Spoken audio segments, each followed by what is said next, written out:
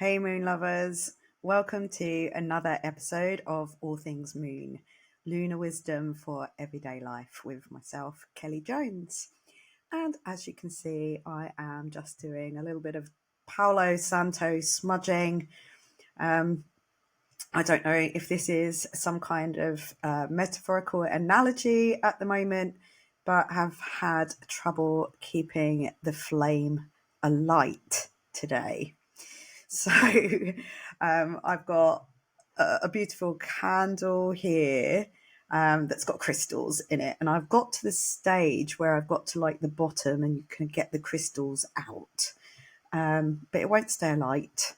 And this is about the third time that I've lit this tiny piece of Paolo Santo that I've got left. I've got a massive chunk of it up there that I bought in Sardinia, but I bought it for Tom. So better not use all his up. I better use mine up first. But anyway, I felt like I needed to clear the energy before I got started today. I've made myself a second cup of coffee. I've been out for breakfast and had a nice breakfast out this morning, but I felt the need for another cup. And I've got some nice warming autumnal cinnamon spice in my coffee, which I have cinnamon every day, all through the year, not just because it's autumn and the fall. And I really believe that cinnamon helps to balance out your blood sugar levels. So, if that's useful to anybody, I don't have sweet cravings. Very, very, very rarely. Bit of a sweet tooth when I was younger, but these days, I'm sure it's because I have a bit of raw, unfiltered local honey every day, and I have cinnamon every day, and I'm sure that curbs that. But anyway, what has that got to do with the moon? Nothing at all right now. So today is episode number 30. Wow, I cannot believe that I have made it to episode number 30.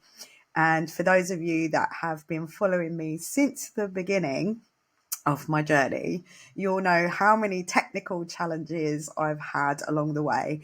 And to be honest, I still have a little bit of difficulty getting set up because the room where my desk is like a multi-use room. So everything that's in here kind of has to be put away so that we can do other things in here and then get them out again. So there's always kind of this little I try a little period of adjustment of getting everything right so that it feels right before I press record. But anyway, I'm always digressing. So as you know, I've persevered through all these challenges because I am passionate about sharing the moon, my wisdom that I've gained along the way through following the moon and on my astrology journey. And I basically share it so that I hope that in some way it helps save you like it saves me every single day. So I'm going to I want to celebrate this milestone because it feels like a milestone for me, 30 episodes, because I can remember watching other friends of mine and thinking, wow, they've done so many episodes. I don't know if I'm ever going to get to that. But here we are. And so I thought I would celebrate this by launching a new series of mini moon workshops. Again, for your information. And rather than this podcast, I'm always sort of updating you with the current events. So it's the lunar news, rather, it's the alternative news to the depressing news that we find on the TV and stuff. But I wanted to do a few workshops that I could put on my website, and they're available at any time. And they're essentially what you would call evergreen. So it doesn't matter when you watch them, the information is there for any time that you need it without it being relating to what the moon, where the moon was and where the planets were that week. So that's what I'm doing. So my first workshop that I have I've already put the event up on my website, and my first one, it's an hour long. I'm going to do it live, so you can join me for the live one. So that will be next week on the 25th. That's Friday, the 25th of October, from 8 till 9 p.m. UK time. So you can join me live. But if you can't join me live, then it's going to be available for you to purchase whenever you're ready to watch it. But if you do join me live, obviously I'll be there to answer any questions that you have. And if you can't join me live, obviously, please do contact me with any questions that you have. Sometimes I feel like I'm sitting here sharing this and not sure if anybody's really listening or not. And then every now and again, someone will contact me and reassure me that it's been helpful and useful, and it's helped make sense of either the world or something in themselves, or both. So that is why I do this and put it out there. So this first mini workshop is called Embrace the Wisdom of Your Intuition, using the moon as your guide. So it's designed to inspire your curiosity and increase your awareness of the moon phases. And this particular first one will be in relation to how it develops our natural intuition that sometimes can get kind of buried and forgotten about and not taken notice of and not trusted. So that's what that's about, but I'm not going to tell you any more, otherwise you won't need to watch the workshop. So yeah, where are we? So last week, how was that super full moon in Aries for you? Wow, we literally came online on Wednesday, which was the night before the full moon was completely full here. In the UK, it was completely full at 12:26 p.m. So that was like lunchtime here on the Thursday. So on the Wednesday night before, we had a lovely moon ceremony. It was a little bit busier than it has been. I had some new people join me as well, which was lovely. And just as we came online and we're all kind of getting settled in, I'd been out in the garden only half an hour before. It was lovely. You could see the moon in all her glory shining down. And then within half an hour of that and starting the moon ceremony, there was massive bolts of thunder, lightning, the sky opened up and the bathwater was flown out, like literally emptying out all of that emotion being built up by this pressure of the moon emotions, the unconscious, being in its uncomfortableness of Aries. The moon doesn't want to be in Aries, just like Mars doesn't want to be in Cancer. So, you know, all of that discombobulated energy building up in some kind of frustration and anger, and all came out in a big storm. So it was literally like the Aries moon was shouting down at us from up above. So, so an interesting thing, and this might be interesting for any of you Scorpio risings out there, that I had some new people and I had somebody return who's been before. I had another new lady that I'd done some spiritual guidance with during the week. So I'd done a completely separate session, but at the very last minute, she had asked me if she could join, and she couldn't make it to the live. So I sent her the recording, and 4 of the attendants were all Scorpio rising. So all my new people that had come along or either returned after a long time were Scorpio risings. Plus I had one lady who comes all the time who's a Scorpio rising. So I had like 5 Scorpio risings at this moon ceremony.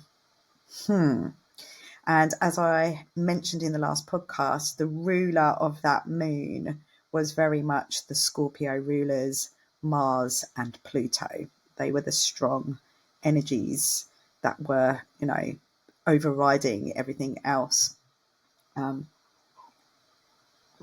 So just having some of my coffee. And I felt the lunacy this week. I have had some strange messages on Messenger from a couple of people who have a slightly disconcerting energy. I had a strange sort of stalker-like message from a guy who had contacted me because he keeps seeing me in the street, which I was really uncomfortable with. Obviously, I just blocked and deleted that. I went into the town centre to meet my best friend from work. She's her family, their little doggy is on her last few days of being in this world. So I'd been feeling the pressure and the frustration of everything. So we decided we were just going to go out, have some nice Italian food, have a bottle of wine, which escalated into it going into the pub and having one too many wines. But hey, just drowning the sorrows of the week. But when I went to meet her in the town centre, it did feel, I could feel like this really frenetic energy. And there was a group of religious preachers in the town.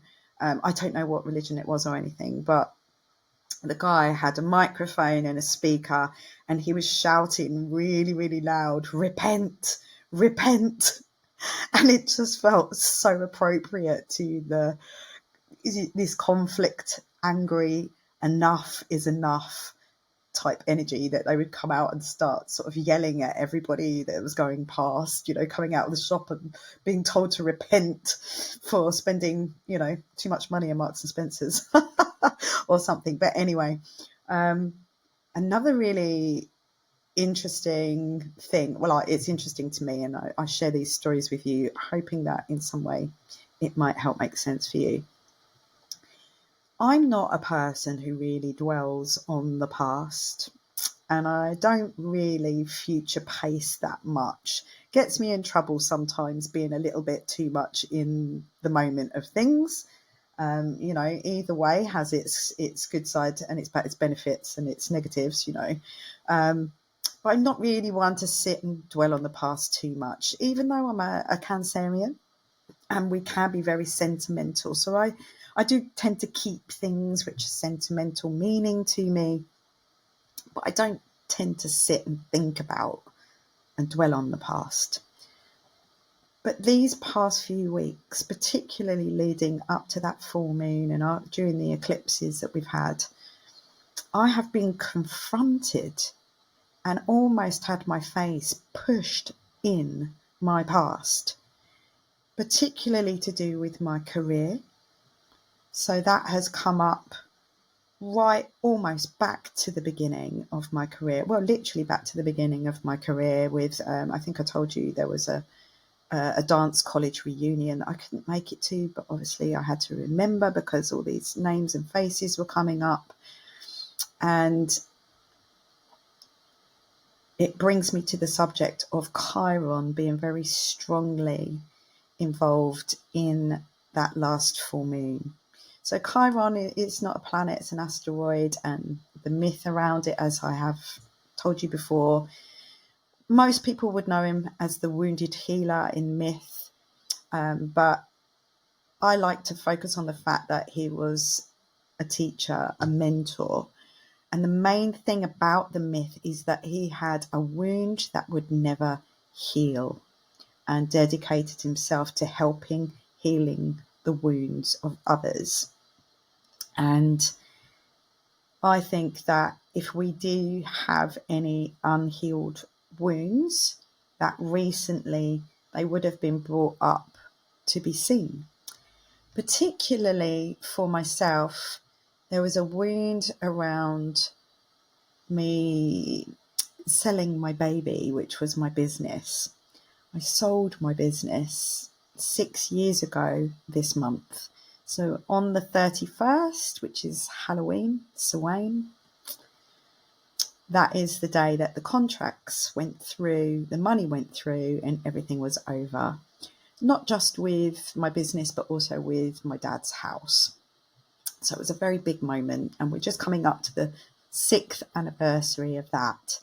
And I really felt like I've done so much work to heal myself from the wounds that I either, put upon myself or I experienced from others, and unexpected reactions and things that I wasn't expecting, situations I didn't expect to be in, that sort of left me a little traumatized and took me a very long time to process and get through and get over. And I really thought, I've just started teaching again in my local area in that beautiful new studio.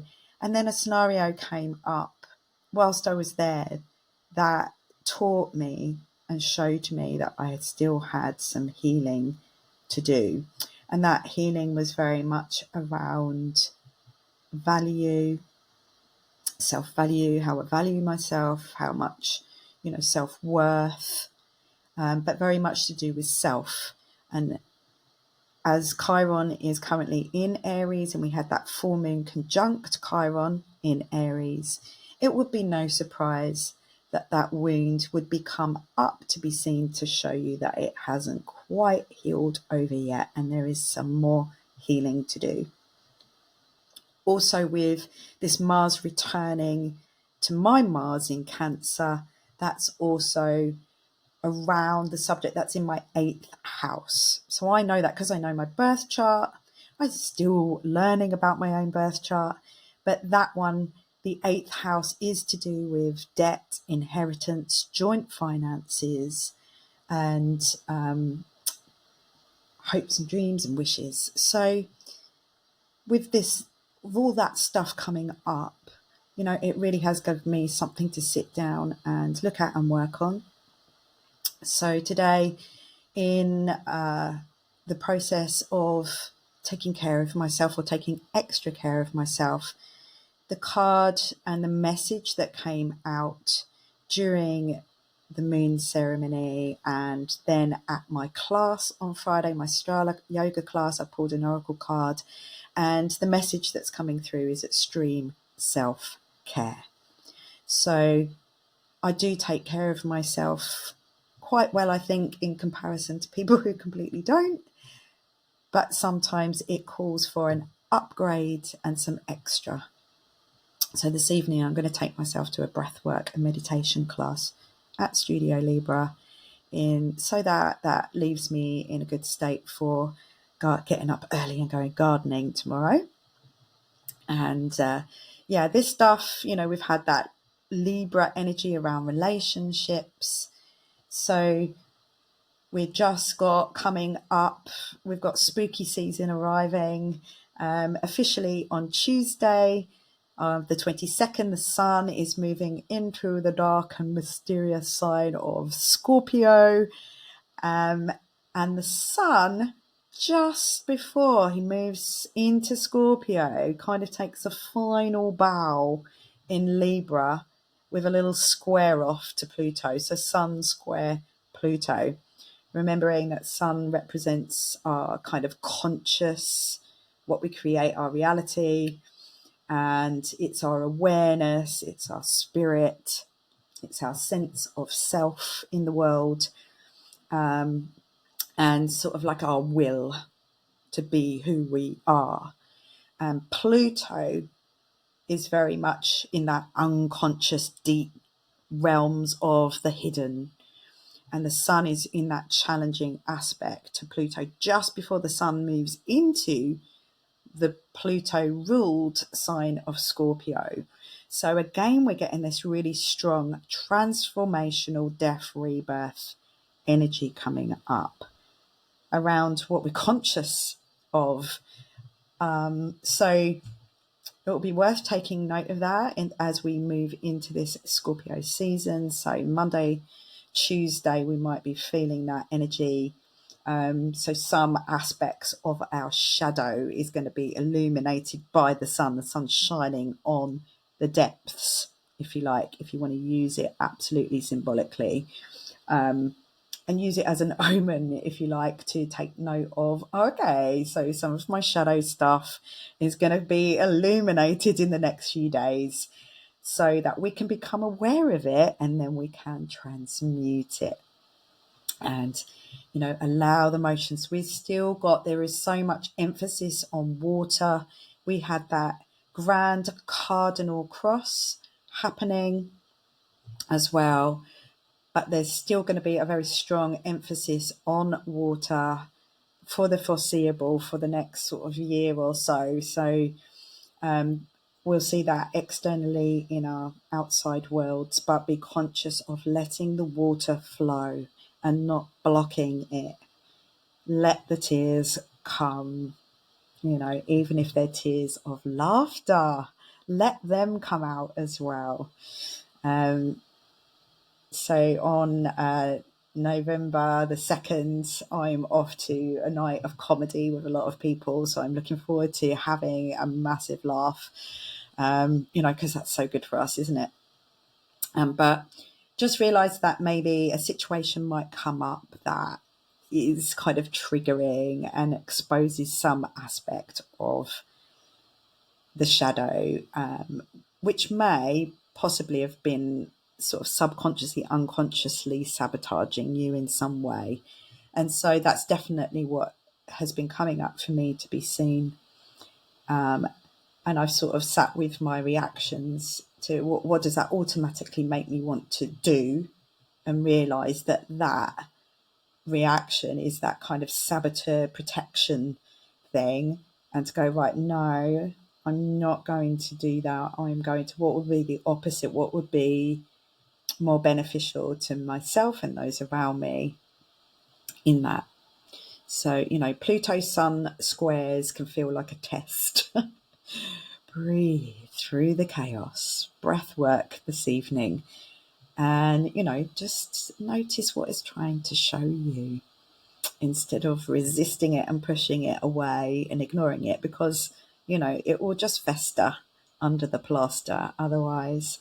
It's also a really good time to work on eliminating bad habits and destructive relationships, and realize that significant transformation really is possible right now. A rebirth is possible, something that releases you from pain and suffering that you might have been staying in because it's more the familiar, it's what you know, instead of stepping into the unknown. So, Sun moving into Scorpio. Enter if you dare. We don't have a choice. We're going in. It's a lovely time for introspection, connection with the unconscious, with spirit and ancestors, when the veil starts to get thinner between dimensions and worlds and portals. Mars and Pluto is still going to be very strong there. That's who the Sun's going to be sort of answering to. They're the rulers there. We've definitely got this sort of Martian undertone all during Scorpio season. And I can't remember what date now it is that the Sun will be moving, Mars will be moving into Leo. But realise that when Mars moves into Leo, that's fire. So that's going to really get fired up. But currently he's still like drifting, sadly through Cancer at the moment for a good long time. But with the Pluto intensity and the descent into the Scorpio underworlds and the depth of the ocean, skeletons in the closet may appear. Or it's likely to, because Scorpios like to get to the bottom of things. Yeah, they like to uncover the truth. They have that sort of real strong, come on now. They know you're not telling the truth about them, don't they, Scorpios? They might not say anything, but you can see that they know. Anything that's taboo and other sort of mysteries might grab your attention during this season. But yeah, highly transformative time, good time to work with the shadow work.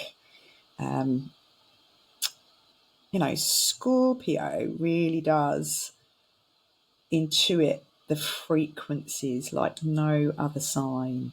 You know, he can tell see the tides changing, and he can read the tides if you like. Very strong senses, very penetrating energy. So it's really good at reading the emotion behind your words, the intention behind the action that you're taking. Yeah. So what else do I want to tell you about? We might find that our intuition becomes sharper, and that's kind of what brought me to decide for my first mini moon workshop about embracing the wisdom of our intuition and learning to trust it and not be so distrusting of that. We have it, and Scorpio is a really good time to tap into that. It's also a time to trust your body, the emotional thing in your body. Your body's always telling you, your little hunches, your responses. Like I said, when I had that response the other day, I could feel it in my body. And I was like, right, okay, what is this trying to tell me? And obviously with Mars in Cancer, our energy levels are very much dependent on our emotional state. So really do take care of your emotional state before you take any action, before you have a conversation that needs to be had. Remember that, everything that you're doing at the moment, your energy levels are going to fluctuate because Cancer is ruled by the moon, and the moon is constantly moving from sign to sign. It's very changeable in its mood. Yep. So any action that you're going to take, your energy to take that action would be tied to the emotional state at the moment. Cancer is a cardinal sign, so we've had that cardinal grand crossed. So the feeling like you want to initiate and start something new could be quite strong. There could be an impulse there, but know that it's going to be an emotionally impulsive action. Yeah, so just take note of that for yourself. It's what's going to motivate us at the moment is how we feel, our emotions, rather than it being sort of like a really logical, clear idea of something. So, maybe balance that out with sitting down and thinking it through before you act. I've got here this transit's an opportunity to gain awareness of how our past experiences are still impacting us on an emotional level. And I was just listening to a really good podcast, and it was just called The Sun in Scorpio. There was a lady who's a Jungian psychologist and an astrologer together. And they were talking about, they're having a conversation about German new medicine and about how our emotions are what cause our physical symptoms. And, I'm highly aware of that. I've been aware of that for a long time. So when I notice this stuff going on in my body, it gives me, alarm bells. I do not want to be sick. So I need to let out what I need to say. I need to address how I feel. And if it's not working, to change it. And I can feel something festering away at the moment that I really do need to confront. So going to things like breath work, doing meditation, sitting with my journal, going to have a glass of wine with my friends, going to a comedy evening, going dancing there. I've been going to try out yoga classes at this new studio, giving myself that, so that I am deliberately taking action to take care of my well-being as I notice and process these things. It's a time to recognise that Mars in Cancer. Cancer is all to do with security and safety and nurture. What we got? Okay, so we've come to the end of time. I've waffled on as usual. There's a lot more I could tell you about. We've still got Uranus retrograde in Taurus. So on the 24th, Mars in Cancer is in what they call a sextile to Uranus. So that's on the 24th. So that would remind us that, of our ability to seek unconventional solutions over the standard ones. Mars is going to oppose Pluto in Capricorn on November the 3rd, but I'm going to talk about that a bit more next week. And we've also still got Jupiter retrograde in Gemini. Jupiter doesn't like Jupiter's in its detriment in Gemini. Me, myself, personally, I'll be looking forward to next June the 9th, when Jupiter finally moves out of Gemini and into my sign of Cancer, where Jupiter is exalted.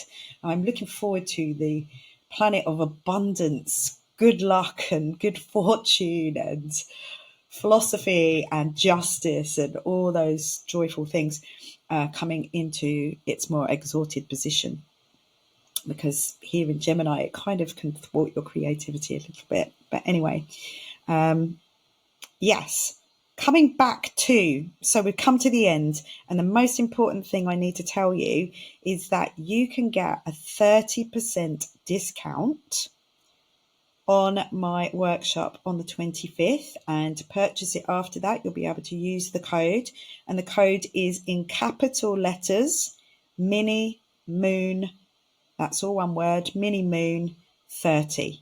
Mini Moon 30 is the code to get a 30% discount off that workshop. And that workshop is only £11.11. So super bargain.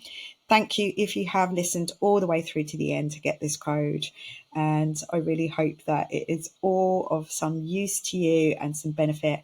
And just to let you know that the next online new moon ceremony, which will be a new moon in Scorpio, is on Friday the 1st of November, 8 till 9:30 p.m.